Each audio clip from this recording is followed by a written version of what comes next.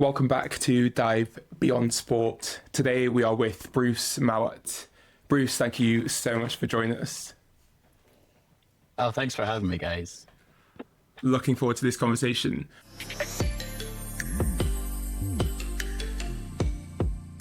To start with, for those who aren't familiar with your story, with your journey to where you are now, could you give us an elevator life story to summarize your progression to this point? Okay. Not very good at summarizing, so it might be long-winded, but I'll give it a go.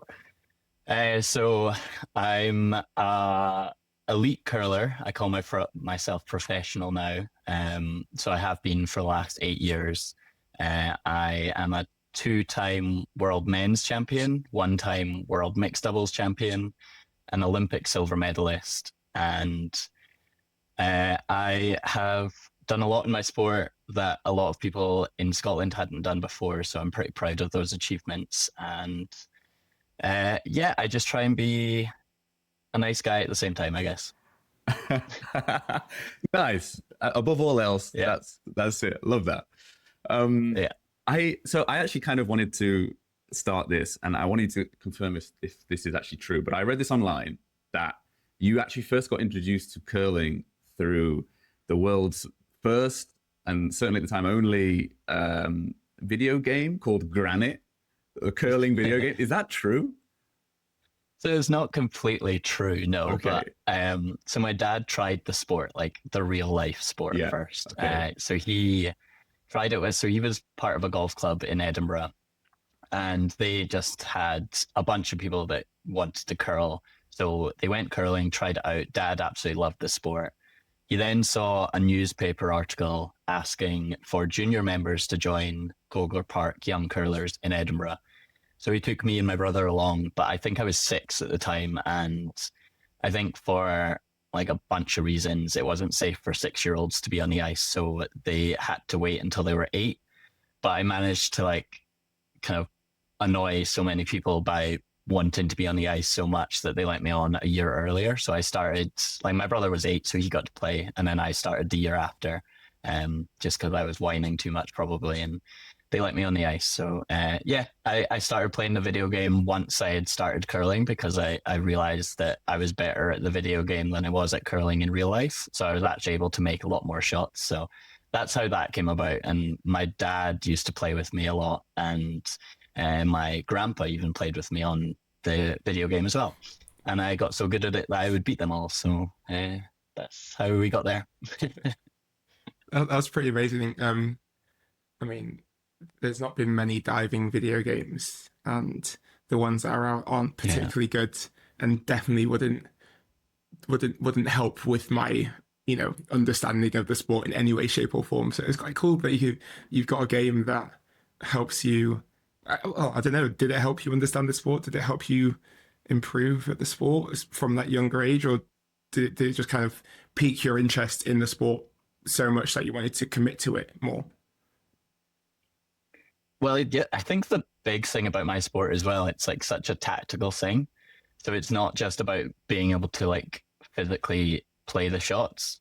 So I actually learned a lot about tactics from that video game and like what the best way is to set up your game. So like curling gets called chess on ice a lot because you're trying to remain like 2 stones or 2 moves ahead of your opponent. And that game just taught me the basics of tactics and like how best to go around some of the rules and how to create the best ends for yourself. I'm trying not to use so many like curling terms, but it's pretty hard to kind of explain it all. But yeah, there's loads of tactics around the sport, and the rules kind of help you to build ends, I suppose. So that's probably what I learned the most from that game.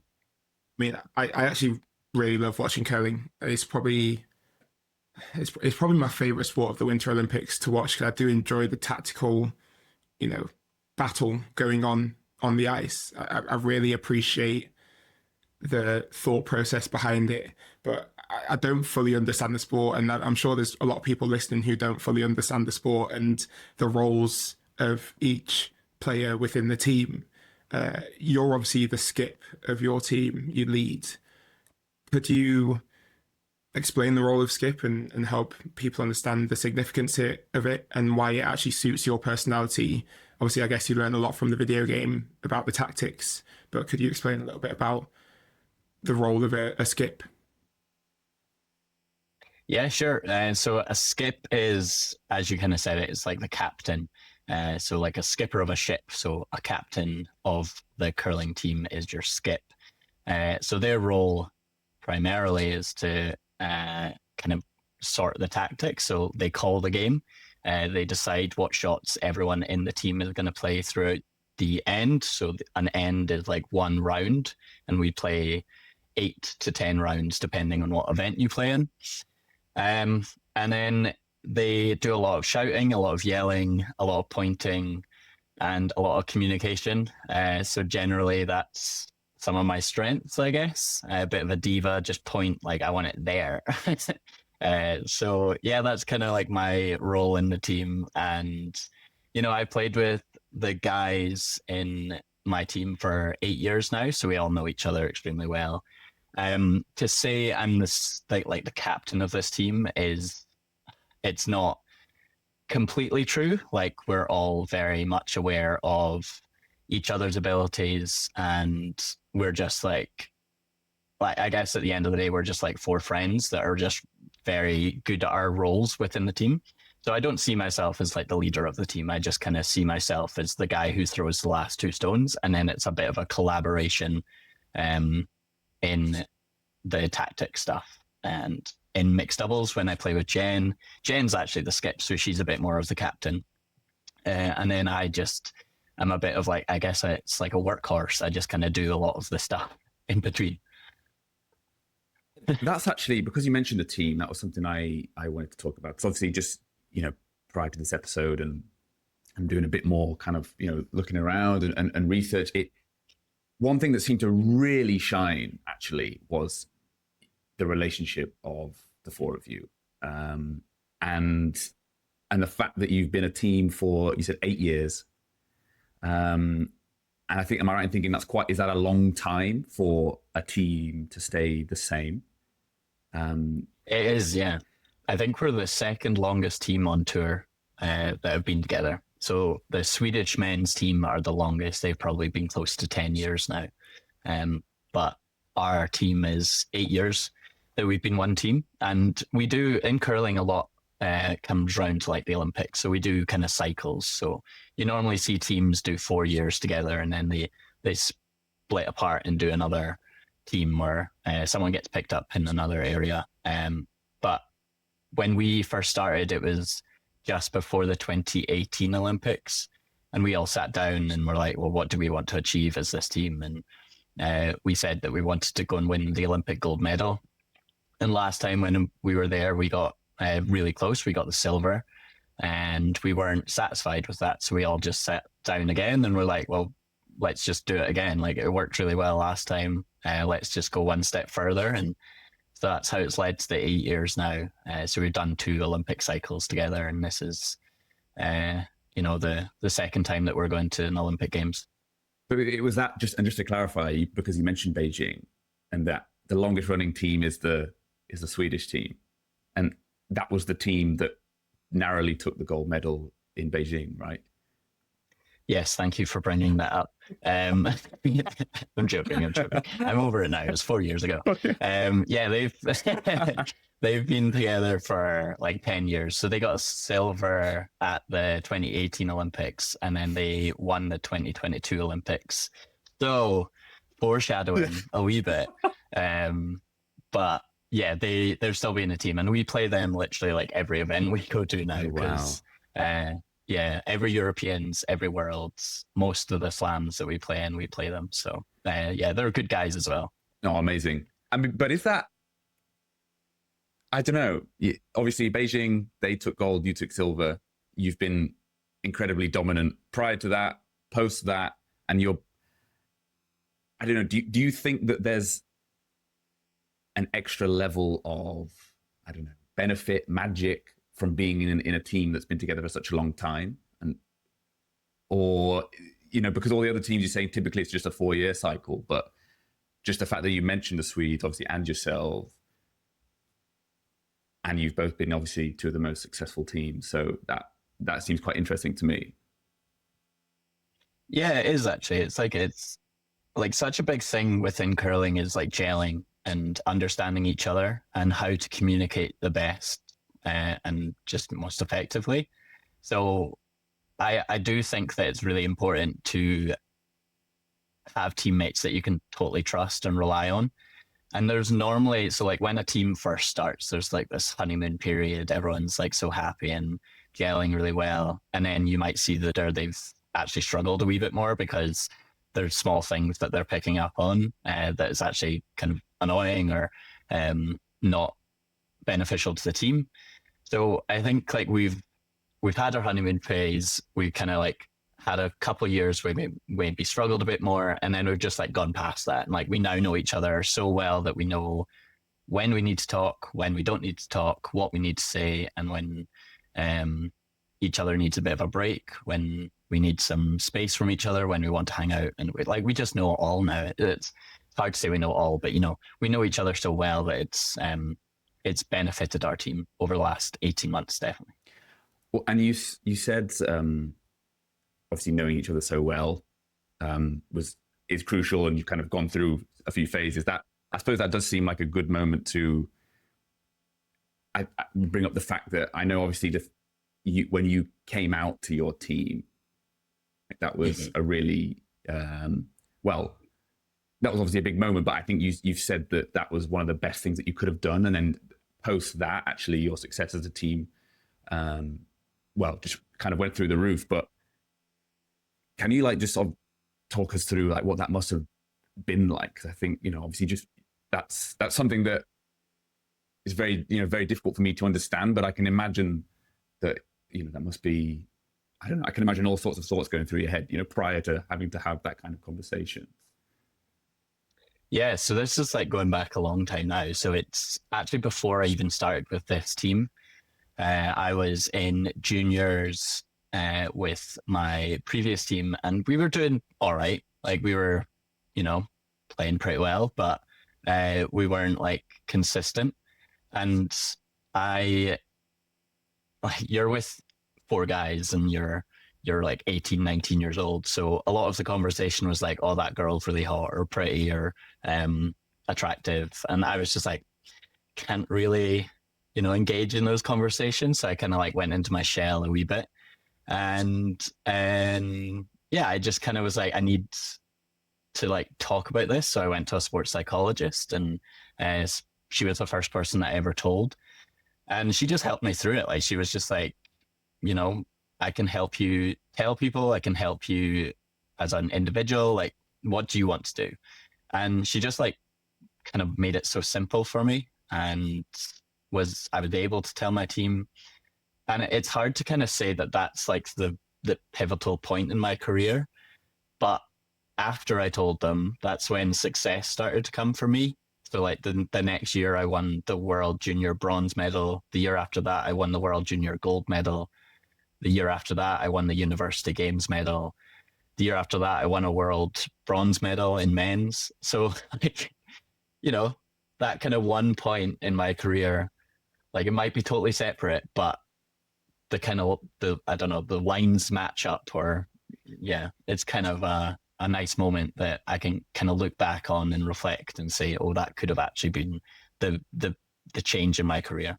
Yeah, I mean, yeah, for sure. Like it could be a coincidence, but it also could have been the stimulus and allowed you to just focus on what you need to focus on. Because being in the diving world, being alongside Tom Daly and kind of experiencing his whole process with coming out publicly and the change in his just vibe and energy around us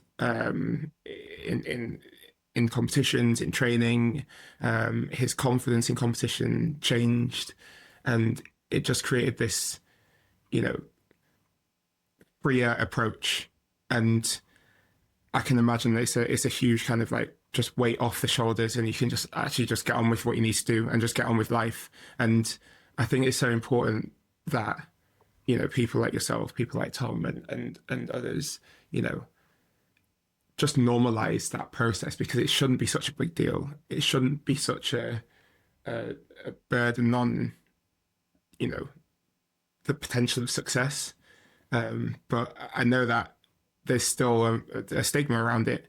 And, you know, we're in 2025. I feel like that shouldn't be a thing anymore. Like, people can be who they want to be. So, like, I mean, for you, obviously, amazing that you could do that. Amazing that you found success. But that, I guess, doesn't define your curling career. You're a successful curler because you're just, first of all, probably amazing at the sport, very tactically clever because of that game, and also had the confidence to create your own team in in a moment where, I don't know.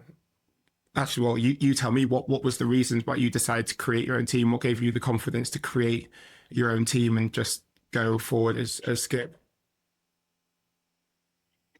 Yeah, well, I guess I'll start with like Tom's story a bit for me and how I remember it. Yeah, please. And, but like for like I can't even remember when Tom came out, but 2013. I remember sitting in college. Yeah, so 2013. Like I was sitting in college, so I think I had just come out to like my family and some of my friends, and then I went to college, and then all of a sudden like didn't have the confidence to tell them because they were new people. And I remember just kind of like almost feeling like I'd stepped back into the closet a wee bit.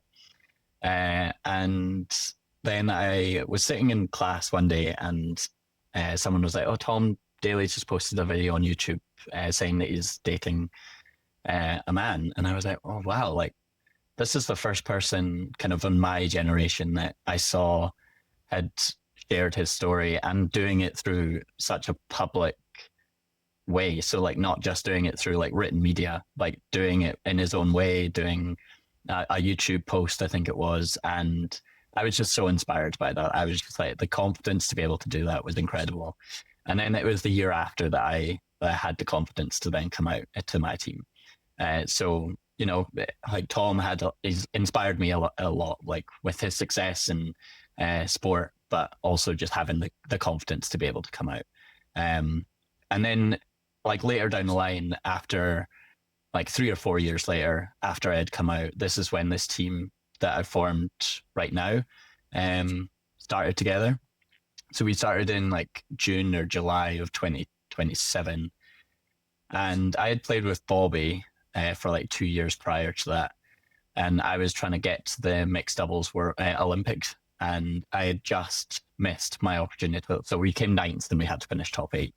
And it was quite a tough moment, but off those tough moments, a lot of good comes from it, I always find. And yeah, I got asked to be in this team, so I can't take the credit for starting this team. Like I was actually the last member of the team to be asked. Oh, really?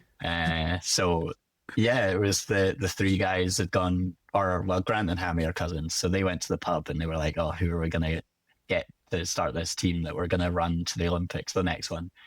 And they wanted Bobby for sure. And then they knew I was playing mixed doubles. And then when I didn't get into the mixed doubles Olympics, they asked me to join. So I was the 4th member of the band. That doesn't like quite make sense in my head. Like, how does the 4th member of the band become the skip and the leader? Like, I just presume that the leader is the one that created it. I feel like that's often how things work. How is it the last person to be picked becomes the leader? Yeah, it's not common, I guess, but like I'd done a lot of skipping through my junior career, and Grant had also done a lot of skipping during his junior career.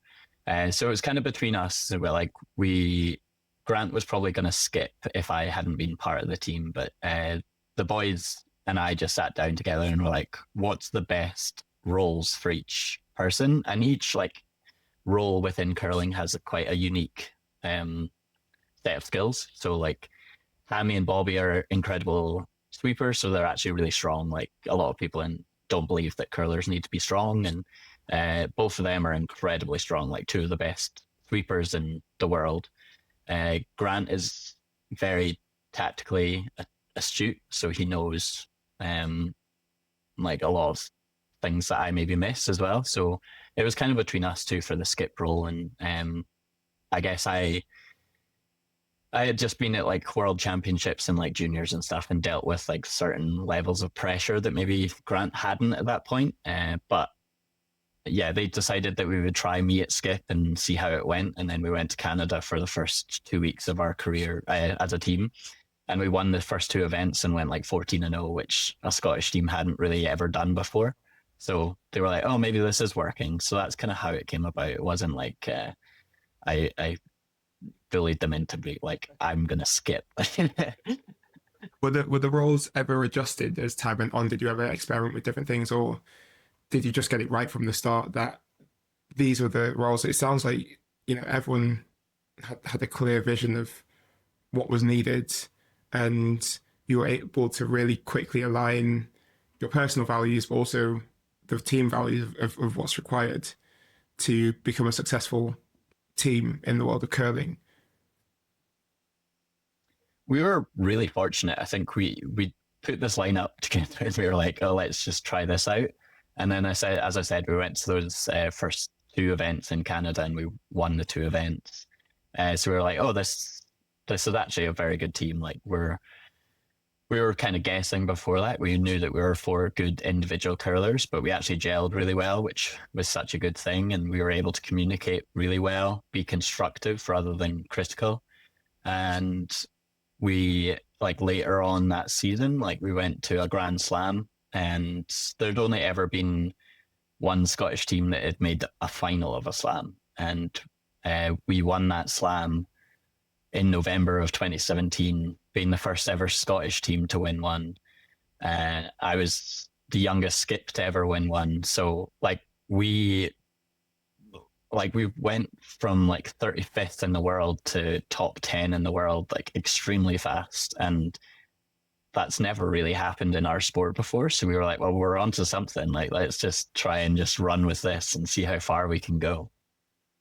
That's amazing. I read that and I thought, like, what, 35th in the world? And then it just sounded like immediately you formed the team, and then just success just seemed to pile in. And like you said, and that is so cool. And I also read something about you kind of having almost an innate, was that the word, but self-belief, like a kind of confidence in yourself. Is that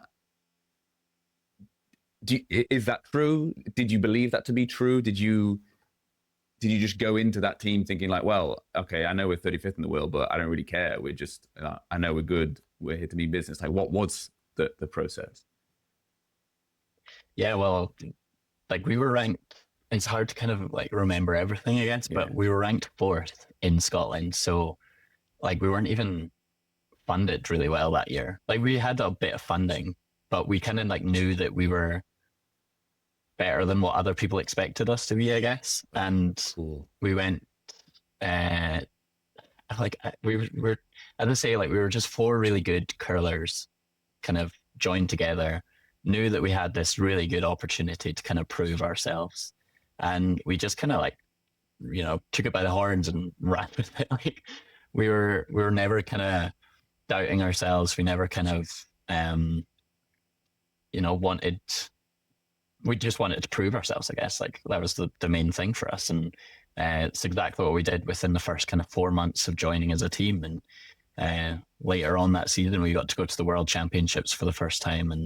And we proved ourselves there as well. Like we got a bronze medal in our first time trying. And not a lot of teams go to a World Championship the first time trying and medal. So yeah, we were just very fortunate. Like I felt like I had hit the jackpot with this team and the lineup that we formed, and yeah, everyone that was part of it. It's really interesting hearing how teams form.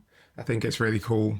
And obviously in different worlds, teams are very important.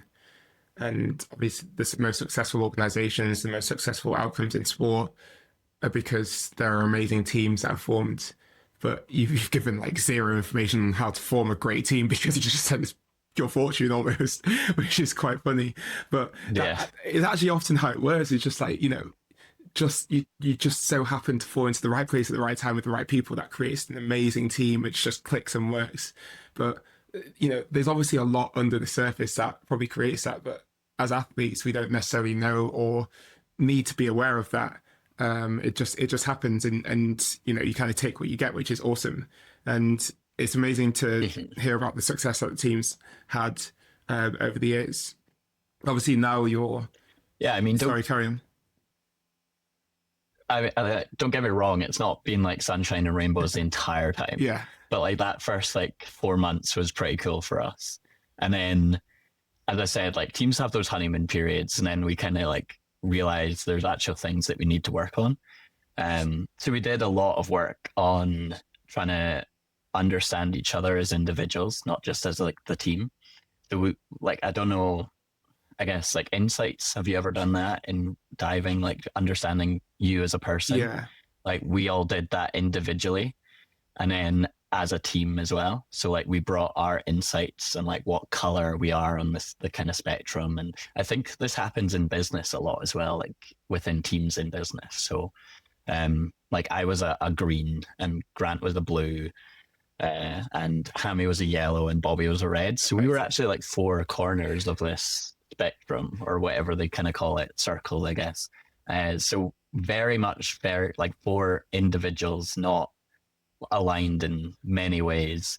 But I actually think that was the best opportunity for us because we had so many different perspectives to look at one thing. And like we had to understand how to communicate with each individual rather than just like one set of people. So like with Grant, I know that he's incredibly like analytical. Like he just loves facts and stats and things like that. Whereas Bobby just needs quick communication. So if I'm communicating with Bobby, I need to be quick and precise and very like just give him as much detail in a short space of time. And Hammy is like the kind of sunshine yellow. He just wants to be involved and like to make sure everyone's having a good time. And my kind of insights, I remember it saying I was a supporter. So like if everyone else in the team is happy, then I'm happy. So I like go out of my way to make sure that everyone in the team is happy with the situation that we're in. And if they are, great, we're gonna win. That's fitting for a skip, I think. Right, like just make sure everyone's happy first, and then if they are, then I'm good. It's absolutely perfect having almost the four different personalities all together, because as long as you understand it and as long as you understand what the other person needs, it kind of covers all bases. And once you get the alignment, then it makes it easy. And I guess fortunately you were just starting at a higher base level because you had four really good curlers who were all clearly quite nice people and just got along really well and just allowed it to flourish really easily. Obviously, now you're in pursuit of that Olympic gold medal, coming up close last time round. But what is the value of Olympic gold to you? What does that potential victory mean to you in terms of your career and your life as a whole? Yeah, like I always wanted to be part of sport, and I always wanted to be competitive. Like that was what I just kind of knew as a youngster. And I always remember watching the Olympics and dreaming of getting to go there. And it didn't really matter what sport. Like I did a lot of swimming when I was younger, and I was competitive, but I was never like a Duncan Scott or anyone like that. And I thought it was going to be like in swimming. I was like, this is how I'm going to get there. And then I found curling and was like, I absolutely love this sport. And I think my first kind of goal was just to get to an Olympic Games. And then when I realized like how good an opportunity I had within this team and with Jen in the mixed doubles, I was like, oh well, let's just go for that gold. Like we have a really good opportunity here to win a gold medal for Team GB. And we got so close last time. Like I was so gutted. And there was that kind of Olympic hangover that I think you guys have talked about on your podcast before. And we struggled for about 6 months after that to kind of like rebound. Yeah, tough period. Oh yeah, absolutely. And then like I realized that, I'm so fortunate to have these opportunities to travel the world and to compete and to be that competitive like kid that I always was.